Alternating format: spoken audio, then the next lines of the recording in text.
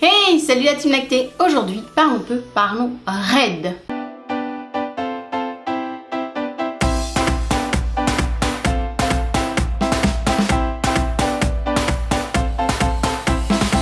Non, je ne parle pas d'un éventuel nouveau héros Marvel, ni même d'une filiale secrète de super agents.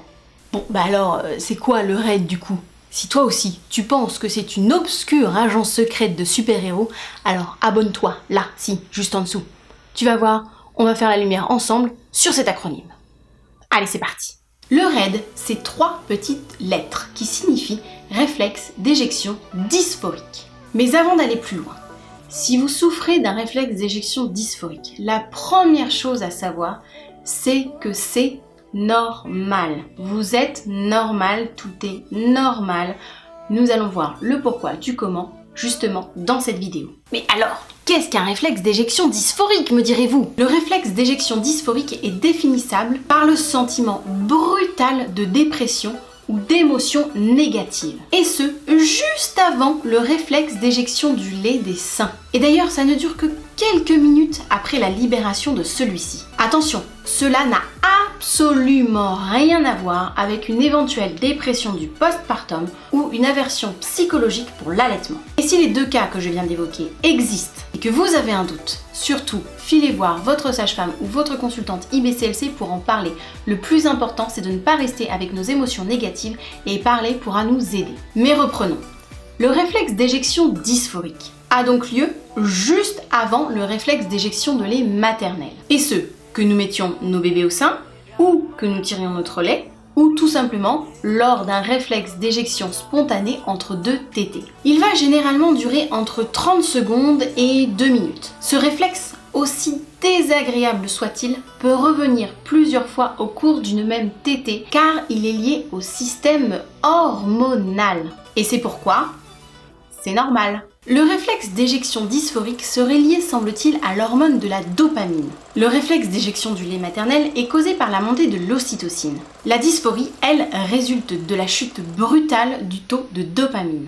Dans l'allaitement, la dopamine freine la prolactine pendant un certain temps. A l'inverse, au fur et à mesure où la dopamine va baisser, cela va favoriser l'augmentation de l'ocytocine. C'est effectivement une danse qui s'effectue lors de l'allaitement maternel, lors des tétées, et dont nous n'avons pas du tout conscience. Et si dans l'ensemble, ces danses hormonales s'effectuent plutôt sans accroc, sans même que nous nous en apercevions? Chez certaines d'entre nous, il semble que la chute de dopamine soit totalement anormale et que cela induise de façon instantanée des réactions émotionnelles négatives. On pourra constater une humeur désagréable ou inconfortable, autrement appelé justement réflexe d'éjection dysphorique. Et ce, jusqu'à ce que le taux de prolactine remonte. Dysphorie étant étymologiquement le contraire d'euphorie. Plusieurs petits indices peuvent nous indiquer si nous sommes sujettes au réflexe d'éjection dysphorique. Mais il faut avant tout savoir que son spectre, autant que son intensité, sont variables d'une femme à une autre. Encore une fois, nous ne sommes pas toutes égales. Certaines mamans vont évoquer une sensation de trou dans l'estomac, des impressions de désespoir, d'angoisse, voire d'un sentiment de dépression, avec comme l'envie de fuir. Certaines femmes parlent aussi de boules dans la gorge, de pensées suicidaires, de panique, de frustration, d'agitation, ou encore d'hostilité, voire d'agressivité. Certaines vont même jusqu'à parler de sentiments paranoïdes, c'est-à-dire en rapport avec la paranoïa. En fait, on peut observer jusqu'à 3 niveaux d'intensité au niveau d'un RAID, allant de l'intensité légère à modérée jusqu'à sévère. Ces niveaux d'intensité sont déterminés par l'interprétation de l'intensité par les mamans. Le temps que le RAID dure, le temps qu'il prend pour être corrigé, le nombre d'épisodes de RAID par tétée qu'elles ressentent, et d'autres critères. À noter bien souvent qu'à la fin de la première manifestation, nous nous sentons mieux. Le RAID aura tout simplement disparu comme il est venu, dû au rééquilibrage hormonal qui s'opère. Alia Macrina Hayes, une consultante IBCLC américaine, est la précurseuse dans la découverte et l'identification du RAID depuis 2007.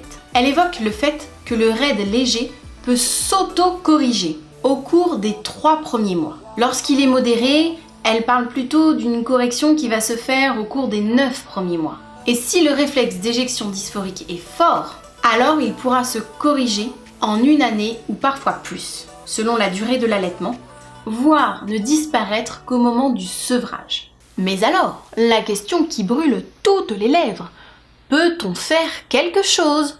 La première chose à faire si vous avez un RAID, ou connaissez quelqu'un qui semble sujet au RAID, c'est de vous rassurer. Vous n'êtes pas folle, nous ne sommes pas folles. Vous aimez votre enfant. Vous ne lui ferez jamais de mal ni à lui ni à vous. Et surtout, ce n'est pas de votre faute. Bien que flippant, c'est totalement indépendant de votre volonté. Il s'agit bien des hormones de notre corps qui nous jouent des tours. Et surtout, vous n'êtes pas seul. D'autres mamans sont sujettes au RAID. C'est vraiment très important que vous le sachiez et que vous l'ayez à l'esprit. C'est encore une fois la consultante américaine Alia Macrina Hayes qui offre des pistes pour corriger un réflexe d'éjection dysphorique. En cas de RAID bénin, il semblerait que juste savoir, juste conscientiser tout ce que je vous ai dit juste avant soit d'une grande aide, et voire même suffisant. En fait, ne serait-ce que de savoir ça, ne serait-ce que d'avoir conscientisé que ce n'était pas de notre faute et que c'était indépendant de notre volonté et que c'était vraiment dû à notre système hormonal qui nous fout le camp et qui joue à n'importe quoi, et bien déjà on accepte un peu plus les pensées négatives que l'on peut avoir, on les accompagne et du coup c'est un peu comme les contractions, vous savez, au moment de l'accouchement, le fait d'accompagner la contraction et de ne pas lutter contre fait que on la voit passer de façon beaucoup plus positive. Et bien là, le fait de savoir qu'en fait c'est normal, que c'est indépendant de notre volonté et que c'est totalement hormonal va faire qu'on va être beaucoup plus bienveillante envers nous-mêmes, qu'on va comprendre ce qui se passe et que donc le phénomène va passer beaucoup plus rapidement, beaucoup plus sereinement. Pour un RAID modéré, la même technique semble suffire, mais parfois il faut un petit peu plus. Alors si juste la technique de conscientiser ce phénomène ne suffit pas, on peut encourager en fait les mamans à tenir un journal de leur RAID pour prendre conscience en fait de ce qui peut aggraver le réflexe d'éjection dysphorique, comme le stress, la fatigue, ou encore la déshydratation, ou bien même encore la caféine.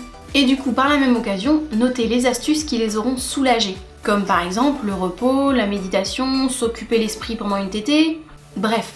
Autant de pistes qui pourront être explorées. Et d'ailleurs, une autre piste en cas de RAID modéré pourra tout simplement être de mieux s'hydrater et de faire de l'exercice, car l'exercice permet également de libérer de la dopamine et donc d'augmenter son taux. En cas de RAID modéré aussi, on pourra considérer quelques changements dans notre mode de vie, comme par exemple manger plus sain, du repos, de l'acupuncture ou encore de l'hypnose, voire même la musicothérapie ou encore le yoga. Il semble que pour un RAID modéré, quelques remèdes naturels pourront aussi grandement aider. Par exemple, des remèdes à base de plantes pourront être utilisés, comme le gratillier, les fèves, le macuna prurien, bref, des plantes qui ont la capacité d'augmenter le taux de dopamine. Si le RAID sévère, lui, est très rare, il n'en reste pas moins inexistant. Dans ce cas, Alicia Macrina Hayes évoque des pistes plutôt médicamenteuses. Mais cela reste à prendre avec des pincettes, car le traitement qui augmente le taux de dopamine abaisserait celui de la prolactine, hormone qui gère la production de lait. Et qu'à l'inverse, les médicaments qui aident à augmenter la lactation, comme par exemple le dompéridone, peut aggraver un réflexe d'éjection dysphorique. De ce fait, il faut vraiment être accompagné si on pense avoir un réflexe d'éjection dysphorique. Alors vous commencez à connaître la chanson, mais si jamais vous avez le moindre doute, surtout n'hésitez pas à appeler votre sage-femme ou votre consultante IBCLC ou votre sage-femme diplômée en lactation humaine ou votre gynécologue ou juste votre médecin traitant. N'hésitez pas à aller parler de tout cela avec quelqu'un. Ne restez pas avec vos émotions négatives. Même une copine au départ, si vous vous sentez plus à l'aise comme ça, surtout n'hésitez pas à en parler. C'est normal.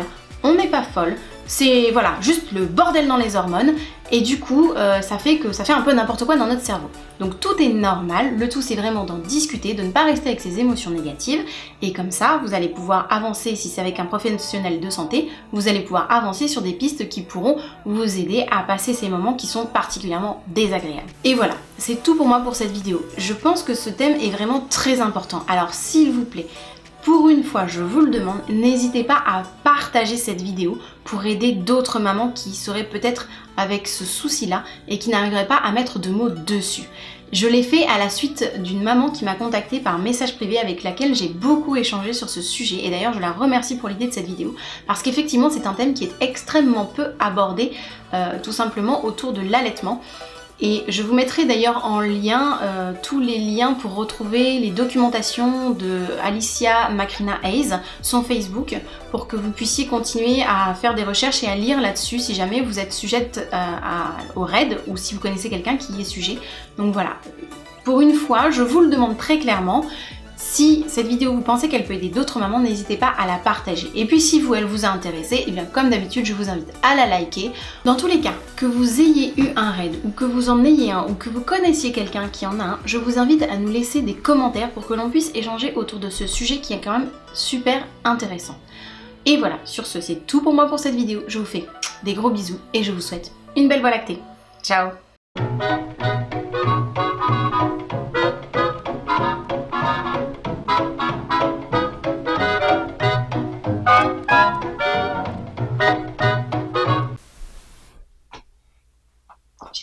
J'ai presque fini, chérie. D'accord? J'ai presque fini. Hein? Eh ben, va aller te faire pipi, vas-y, passe. Va faire pipi. J'ai presque fini, chérie. Vas-y vite, je t'attends. Je bouge pas de là.